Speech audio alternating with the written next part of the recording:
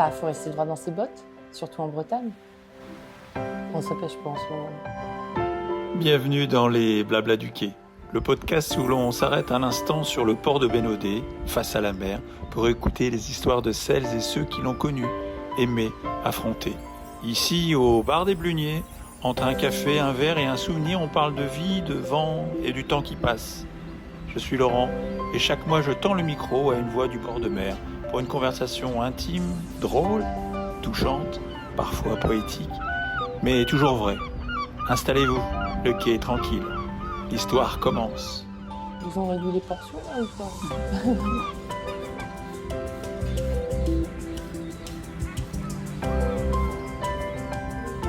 Bonjour Cécile, Bonjour Laurent.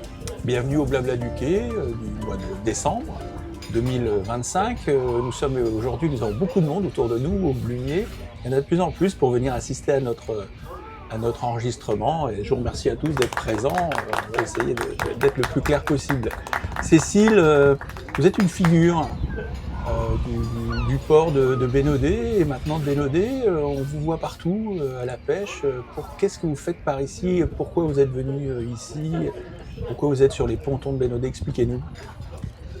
Alors, déjà, Laurent, je suis ravie de vous rencontrer, parce que de rencontrer la fameuse voix des podcasts du Blabla du Quai. Aujourd'hui, dans les Blabla du Quai, nous accueillons Cécile. Infirmière anesthésiste de formation et cadre de santé, elle a été directrice des soins à la PHP. Elle a parcouru les services de pédiatrie, d'urgence et de cardiaque aux côtés des plus grands professeurs de Paris et a également géré la période du Covid. Aujourd'hui, installée à Quimper, elle forme les infirmiers et les aides-soignants afin de transmettre son expérience. Mère d'un garçon, elle est aussi une femme du port. Passionnée de pêche à la ligne, elle part en mer à bord de son propre bateau et retrouve sur les quais les gestes et les silences qui la ressourcent. Au fil de l'épisode, elle évoquera certaines épreuves et ce qui l'a aidé à tenir. Ce matin, elle nous parle de soins, de mer, de vie et de transmission. Qu'est-ce que je fais sur les pontons? Je viens pêcher en fait. Voilà, je suis une fan de pêche, donc je viens pêcher, c'est ma passion. Ça fait maintenant bien une quarantaine d'années que je suis une pêcheuse invétérée. Et, voilà, je pense que la pêche est le meilleur moyen que j'ai trouvé de ne rien faire. Et comme je suis sans doute un petit peu hyperactive, bon voilà, ça marche bien.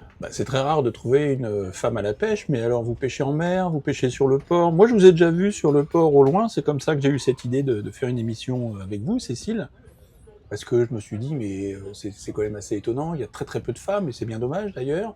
Et comment ça se passe dans ce monde d'hommes, d'avoir une femme qui pêche? Alors déjà, il y a très très peu de femmes qui pêchent, bien qu'il y en a quelques-unes, mais il y a surtout très très peu de femmes qui pêchent en robe de soirée et en haut talon. Parce que ça, c'est ma marque de fabrique quand même, je tiens à le dire. Bon, je blague un peu, mais ça m'est déjà arrivé parfois en attendant de mes copines pour sortir, de prendre la canne à pêche alors que j'étais habillée. Bref. Comment ça se passe? Non, ça se passe bien. Moi, je fais mon truc. Voilà, c'est ma passion. En fait, dès qu'il y a un endroit où je peux pêcher, je m'y mets. Donc, en mer, sur les quais, au bord de rive. Voilà, je prends ma canne et je vois ce qui se passe et qu'est-ce que je peux attraper. Alors sur les quais de Bénodet, sur les quais de partout, vous êtes localement plutôt sur Bénodet? Qu'est-ce qui vous attire dans cette ville? Alors, d'abord sur les quais de partout en fait, parce que depuis ma tendre enfance, dès que j'allais en vacances, en bateau ou au bord de mer, j'achetais une canne à pêche. Donc déjà, c'est sur les quais de partout. Je crois que j'ai pêché à beaucoup d'endroits. Maintenant, qu'est-ce qui m'attire à Bénodet?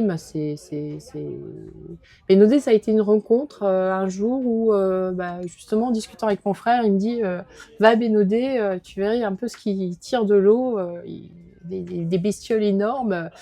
Alors, à l'époque, j'allais pas trop à Bénodet, j'allais plutôt du côté de Begmel, Fouesnant, et donc là, quand il m'a dit ça, moi, signal d'alarme, donc je fonce à Bénodet, effectivement. J'ai vu que c'était très riche, il y avait beaucoup de choses à pêcher, et puis depuis, c'est devenu mon spot, quoi. Bon, voilà, c'est mon coin, donc effectivement, on me voit beaucoup dans le coin parce que il y a beaucoup à faire. Et vous pêchez quel type de poisson? Il y a quelque chose en particulier? Alors, je pêche, en fait, ça dépend ce qui veut bien mordre, hein, mais ouais, il y a différentes techniques. L'hiver, c'est plutôt le bar, l'été, c'est plutôt la dorade royale. Après, ce qu'il faut savoir, Laurent, c'est que les secrets de pêcheurs, ça se dit pas trop. Ah. Donc là, on est dans un podcast mais voilà, on ne dit pas toutes les techniques. On ne dit pas non plus nos endroits. Mais bon, il y a de quoi remplir le frigo, ça c'est sûr. Bon, en tout cas, vous avez une renommée sur Bénodet là, qui est assez incroyable et je trouve ça assez étonnant. Donc, je suis très heureux de vous accueillir. Mais Cécile, la pêche en mer un petit peu aussi, Bien sur des sûr. chalutiers avec notre célébrissime Guy qui est de l'épisode numéro 2. Alors pas encore avec Guy. Guy m'a tout appris. Voilà, Guy, il m'a appris pas mal de techniques de pêche. Il m'a notamment monté ma première ligne avec laquelle j'ai fait des magnifiques lieux, des très gros bars. Donc je lui suis extrêmement redevable. J'ai mon petit bateau que j'ai acheté. Alors ça a été ma grande Comment fierté. s'appelle-t-il? Alors il s'appelle l'Auric 2. C'est un Beneteau 640 de 1989 où tout est d'origine. Il est magnifique. Alors j'en parle pas trop parce que c'est le plus beau bateau du port et je veux pas faire de jaloux. Mais en tout cas, il est hyper efficace et je passe surtout beaucoup de temps agréable sur mon bateau et c'est ça. En fait, c'est ça le principal. C'est je crois que la pêche. Oui, j'aime bien ça. C'est avant tout une très bonne excuse pour être au contact de la mer, de rien faire et de regarder l'eau, voilà, et de voir ce qui peut en sortir. Pourquoi vous êtes proche de la mer depuis longtemps? Alors moi, je suis née en bord de mer, à Dieppe. Ah, vous êtes normande. Je suis normande. J'ai été habituée avec mon père à voyager sur les mers du monde. D'accord. Votre papa avait un bateau aussi et vous emmenait en navigation? Ah oui, on partait au moins un mois tous les ans. Un mois. Donc on s'est baladé du côté de pas mal de pays. On a fait toute la Méditerranée, on a fait toute la côte bretonne. On est allé aux Antilles, en Polynésie. Bref, lui a fait le tour du monde en bateau. Donc c'est un grand marin. Et alors. Moi, en bateau, j'y connais pas grand-chose, à part ce que je connais, en fait, c'est tenir la traînette à l'arrière, la traîne plutôt, pas la traînette, mais la traîne, et attraper du poisson, voilà. Et surtout, en fait, ce que j'aimais, c'était regarder la mer et voir les poissons volants, voir les dauphins, voir les baleines, voir les requins, bref, d'observer, puis d'attendre qu'il y ait quelque chose qui bouge. Alors, qu'est-ce que ça vous a apporté, ces navigations au long cours? Beaucoup le calme, en fait, la sérénité de la mer. Je trouve que dans un bateau, quand tu es sur un bateau de 11 mètres, il y a des personnes qui trouvent ça étouffant. Moi, je trouve que tu t'es confronté t'es pas confronté, tu es devant l'infinité. Tu as toute la place du monde, en fait, parce que la mer, c'est immense. Je sais pas, une sensation de liberté, on fait pas semblant, parce que devant la mer, on fait pas semblant. Soit t'es marin, soit t'es pas marin. Soit tu maîtrises pas. Moi, j'étais avec mon père qui maîtrisait très bien, donc je me suis jamais sentie en danger. Maintenant que j'ai mon bateau, même si c'est un bateau à moteur, je me rends compte effectivement qu'il faut faire très, très, très, très attention. Mais il y a quelque chose d'une puissance infinie qui fait que ça, c'était là avant toi. Et ça sera là bien sûr après toi, et je trouve que cette dimension de puissance, de calme, quand c'est calme, parce que c'est pas toujours calme, mais en tout cas il y a quelque chose de poétique, de rassurant. D'accord. Voilà. Vous êtes arrivé à Bénodet il y a combien de temps à peu près? Alors j'ai commencé à traîner sur les quais de Bénodet il y a maintenant 5-6 ans, quand mon père est venu s'installer dans la région. Je venais le voir de temps en temps, et puis j'ai décidé de troquer ma vie parisienne. Qu'est-ce que vous faisiez à Paris, Cécile? Alors moi je travaille dans la santé, ça fait Maintenant quasiment 30 ans que je travaille dans la santé. D'accord. Dans la santé, dites-moi. Alors, je suis partie de ma petite ville natale avec mon diplôme d'infirmière en poche. Votre ville natale de Dieppe. De Dieppe. Pour essayer d'avoir un petit peu d'expérience. Donc, je me suis orientée vers les hôpitaux parisiens, notamment la Pitié-Salpêtrière. Et puis, là, j'ai découvert le milieu de la santé, aussi le milieu de l'excellence, parce que c'est une offre de soins de pointe. Je me suis spécialisée en tant qu'infirmière anesthésiste, et puis j'ai travaillé dans des services qui m'ont permis vraiment d'être à la pointe du progrès en chirurgie cardiaque, en neurochirurgie, et puis de gérer beaucoup d'urgences vitales. Moi, j'ai toujours adoré ça, tout ce qui bouge. Donc vous étiez au service des urgences aussi, ou c'était en même temps que les blocs opératoires ou... Alors, j'étais au service des urgences au bloc opératoire. C'est-à-dire qu'une fois que les patients arrivaient, alors généralement ils arrivaient directement parce qu'ils n'allaient pas très bien, je m'occupais de leur anesthésie, et de la réanimation au bloc opératoire où on les opérait. Donc c'était vraiment des urgences extrêmement variées, allant de la jambe cassée à la plaie thoracique.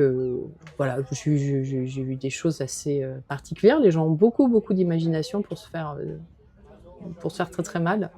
C'est-à-dire ? Un jour, des gens auto-incision. Alors le monsieur, il arrive avec le foie dans une autre poche, quoi. Voilà, il a réussi à se couper le foie dans un accident de voiture. Il y avait, j'ai une période où les gens, je sais pas si c'était une mode passagère. Mais on a une période où les gens voulaient donner leurs testicules, donc ils se les coupaient, et puis nous on les regreffait. Voilà, c'est assez original en fait. Ça peut être très très original. Ouais, on voit un petit peu le fond de l'humanité dans ces blocs d'urgence, où c'est essentiellement des accidents, ou c'est aussi des malheurs humains, enfin, ouais, la détresse humaine. C'est exactement ça, c'est un peu tout. Alors, je crois que le pire en détresse humaine que j'ai pu voir, c'est un réfugié palestinien, sans doute qui n'avait pas payé, je sais pas, peut-être son passage, mais en tout cas, il avait été attaché à un radiateur d'un immeuble désaffecté, et il est resté 3 jours, il était lacéré de la tête jusqu'aux pieds.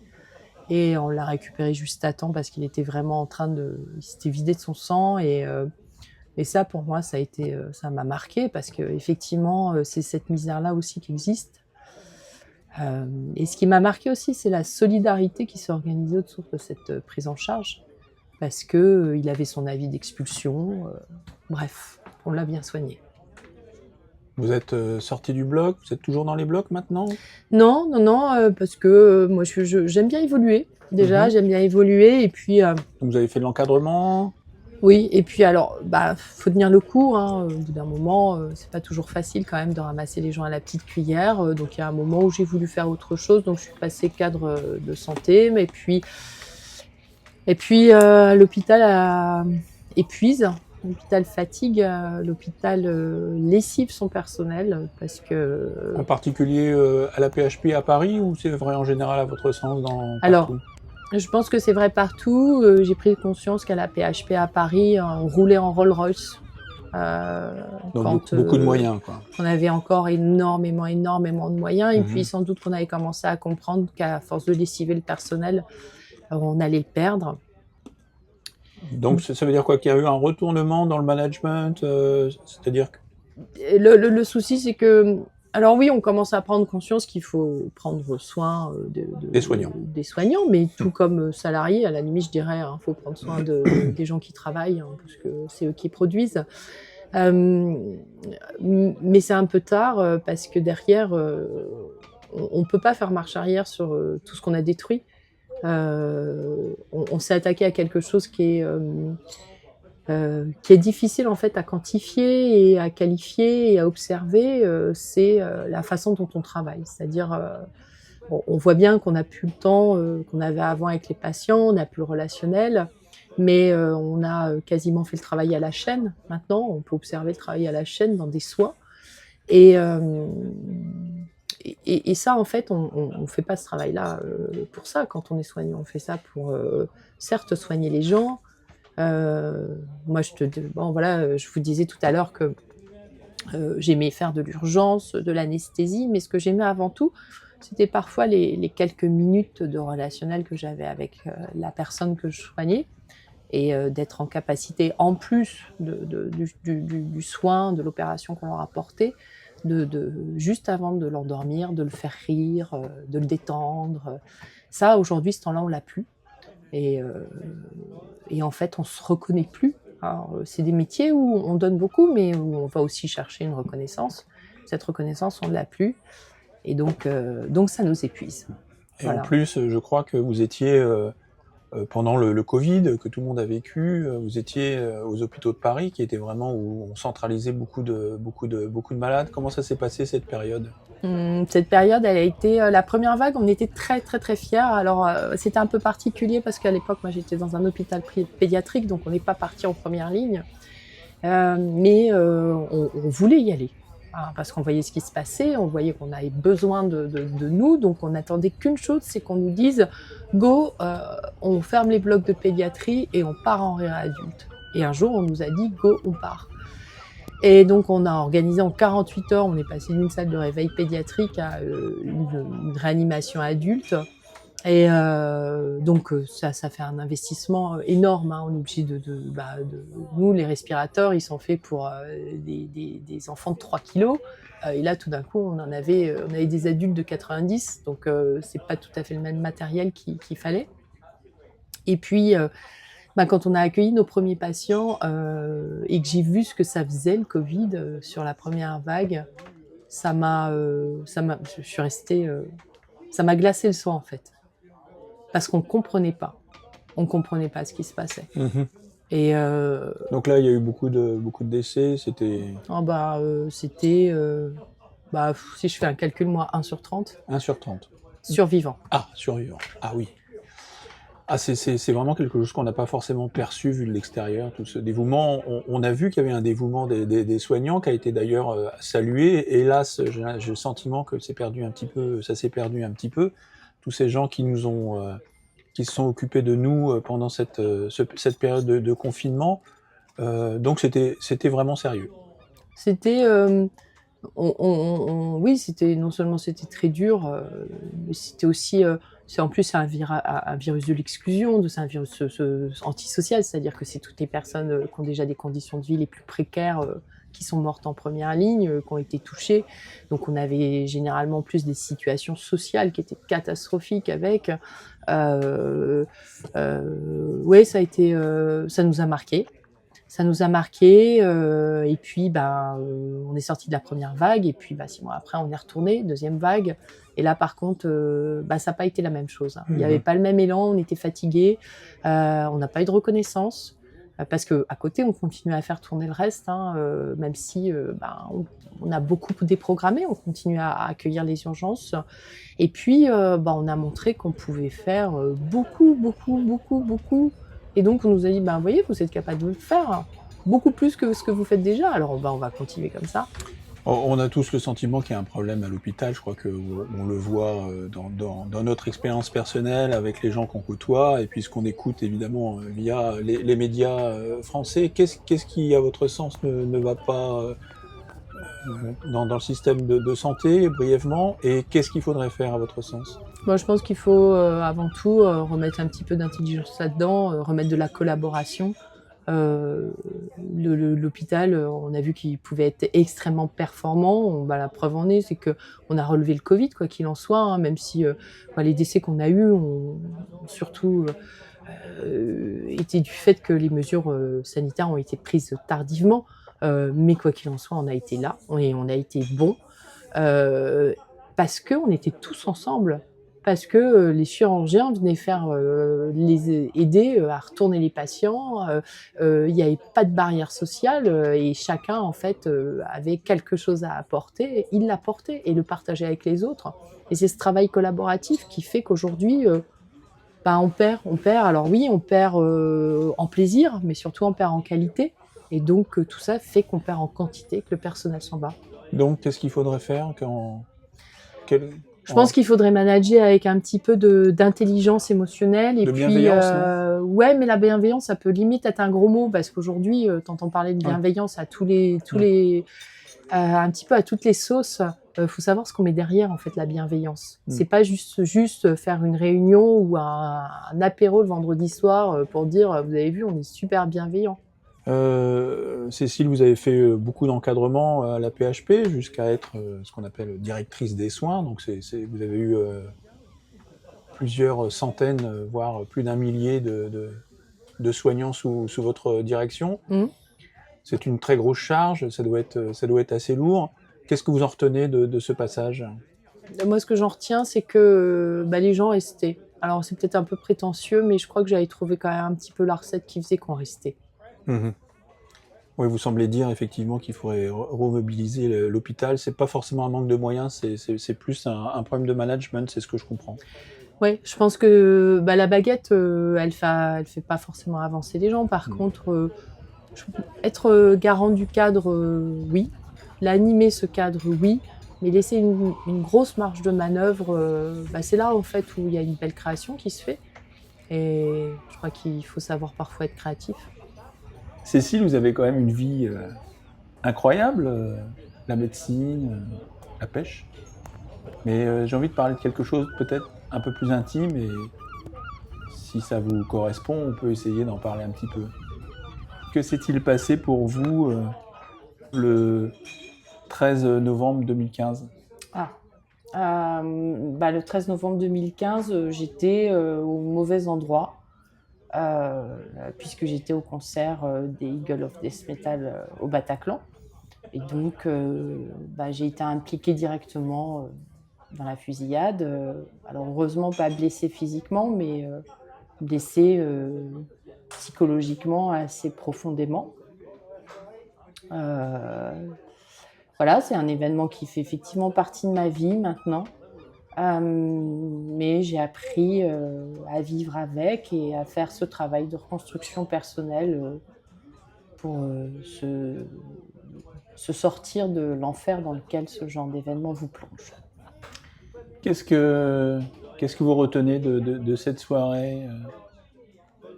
Ce que je retiens de cette soirée, c'est que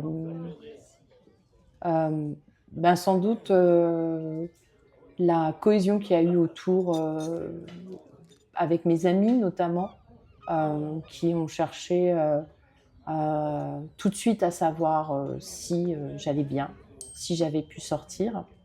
Donc ça, c'est quelque chose qui a été très fort parce que vraiment, il y a eu une chaîne en fait qui s'est organisée. Comme ils n'arrivaient pas à me joindre au téléphone parce que mon portable était resté dans la salle, et chacun a essayé son moyen de communication et puis c'est celle qui a reçu le premier message, le premier mail pour lui dire non, en fait, on est rentré. Je vais pas dire je vais bien parce que c'était pas vrai, mais on est rentré, qui a prévenu toutes les autres et puis j'ai eu mes amis m'ont énormément soutenue, ont tout de suite été très présents. Donc vous êtes sorti du Bataclan, vous êtes parti, vous êtes rentré chez vous. Oui, je suis rentrée chez moi. Donc c'est sans doute une réaction qu'on pourrait avoir. Je crois savoir que vous n'avez pas assisté aux commémorations. Comment vous avez choisi, vous, personnellement, de vous reconstruire ? Alors, déjà, on met un temps, en fait. Chacun vit son parcours. On était plus de 1500, je crois que... En tout cas, pour ceux qui ont réussi à se sortir de ça, on est 1500 à avoir vécu une histoire différente. Parce que notre cerveau fait des trucs absolument extraordinaires pour nous protéger. Donc, il y en a qui ont assisté à des exercices de police. J'ai entendu une explication qui était complètement dingue, mais finalement, c'était très réaliste. Moi, j'ai assisté à un concert où ça faisait partie du show. Bref, on a tous eu une expérience différente, donc tous une façon de se reconstruire différente. Moi, je dirais que ce qui m'a permis de me reconstruire avant tout, c'est au bout d'un moment, de me dire je suis pas une victime. J'avais un souvenir, j'avais soigné quelques mois plus tôt, peut-être quelques semaines plus tôt, une femme pour une prise en urgence pour une fracture, triple fracture de la jambe. Et je l'accueille en fait dans peut-être les 3-4 minutes où je discute avec cette femme. Elle me dit très spontanément j'ai été victime des attentats de Saint-Michel. Et les attentats de Saint-Michel, ça faisait plus de 20 ans à l'époque. En fait, ça m'a marqué le fait que très rapidement, son identité, ça soit victime des attentats. En fait, ça c'est quelque chose, j'y ai beaucoup repensé parce que je me suis dit je veux pas être une victime. Alors la première année, je suis allée aux commémorations parce que j'étais avec des gens avec lesquels j'étais au Bataclan, donc on a partagé ça ensemble. Et puis après, je me suis dit qu'effectivement, c'était entretenir quelque chose d'assez négatif finalement, parce que ça nous ramenait constamment dans la salle. Et ce qui était important, c'était de sortir de cette salle. Avant tout, la reconstruction, c'est ne pas attendre une reconstruction de la part des autres, notamment au moment du procès. Il y a plein de gens, plein de victimes qui espéraient des réponses. Ces réponses, on ne peut pas les avoir parce qu'on est des victimes collatérales. Il faut l'accepter. C'est pas nous qu'on visait, c'était la France et on était là au mauvais endroit, au mauvais moment. J'ai entendu un interview de vous, Cécile, sur Europe 1, que j'ai trouvé dans les archives, que nous mettrons en lien sur notre site, où vous étiez très optimiste et optimiste sur la façon de gérer ça. Je vous ai trouvé plein d'enthousiasme. Est-ce que, au fil du temps, cet enthousiasme reste quand même présent dans la reconstruction, ou est-ce que finalement les choses vous suivent dans votre vie ? Disons que cette interview, j'avais une certaine lucidité déjà à l'époque, qui était de me dire que, en fait, on n'était pas des victimes, et deux, les terroristes qui ont fait ça, pour moi, c'est ce que je pourrais appeler des âmes perdues. C'est fou d'être encore confronté à des guerres de religion à notre époque. Et finalement, l'obscurantisme dans lequel ils vivent, alors je ne suis pas une bonne sœur, mais j'aurais quand même tendance plus à les plaindre qu'autre chose. Ce qu'ils sont capables de faire, toute l'humanité qu'ils ont perdue en faisant ce genre d'acte, c'est absolument abominable. Donc ça, je pense que je l'avais compris dès le départ. Après, cet optimisme par rapport au fait qu'il fallait continuer à vivre, oui, je l'avais. Par rapport au fait que je n'avais pas de haine, ça, je n'ai jamais eu de haine. Et la preuve en est, c'est que je ne connais même pas leur prénom ou leur nom de famille, je ne connais pas leur visage, je n'ai jamais cherché à savoir qui étaient ces gens. Par contre, on est rattrapé, bien évidemment, par le cauchemar que marque cet événement, qui est le syndrome post-traumatique. Et donc, il y a un moment où... déjà, il faut comprendre en fait pourquoi est-ce que ça ne va pas. Donc pourquoi est-ce qu'on perd cet optimisme, cette envie de vivre.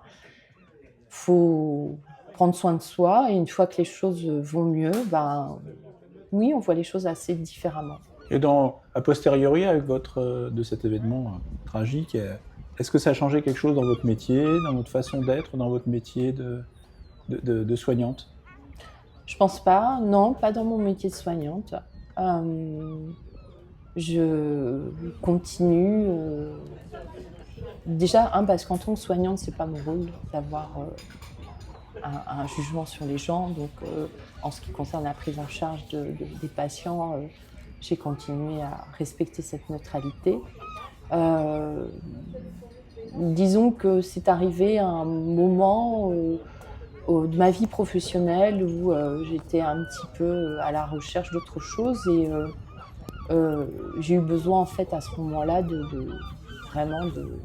me réfugier dans le travail et finalement ça m'a donné accès, c'est peut-être ça qui m'a donné véritablement l'envie ou plutôt le besoin de passer à autre chose. Donc c'est là que j'ai décidé de m'orienter vers l'encadrement.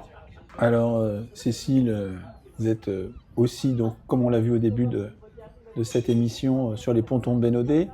est-ce qu'on pourrait considérer que c'est un des paramètres qui vous a fait quitter Paris pour venir à la pêche sur les pontons de Bénodet, justement pour expurger un peu tous ces événements, cette vie difficile que vous avez eue, parce que soigner les gens c'est très difficile, vous avez fait beaucoup d'urgences, vous avez beaucoup de choses, vous avez vu beaucoup de choses.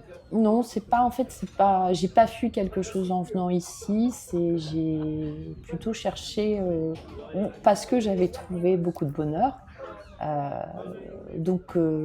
Non, c'était pas une fuite. C'était en plus une fatigue de la vie parisienne, de son droit à bas, mais je suis quand même restée pratiquement 10 ans après les attentats, donc non, c'était pas une fuite. J'ai appris à vivre avec, j'avais pas peur à Paris, j'ai jamais eu peur.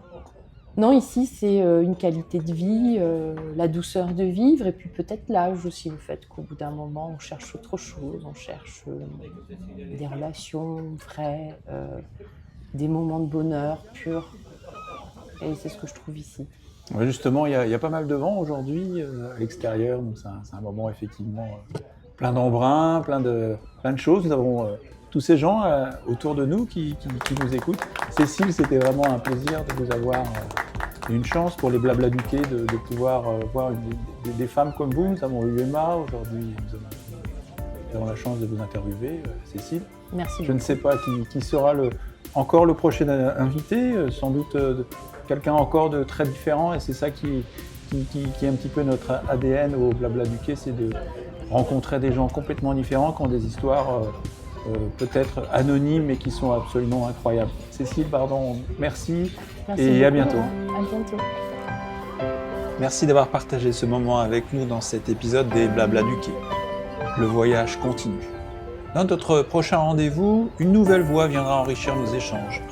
Vous nous emmenez encore plus loin au fil des souvenirs et des marais. À très bientôt, ici même, sur les quais de l'Odé. Ouais, à plus, dans le bus.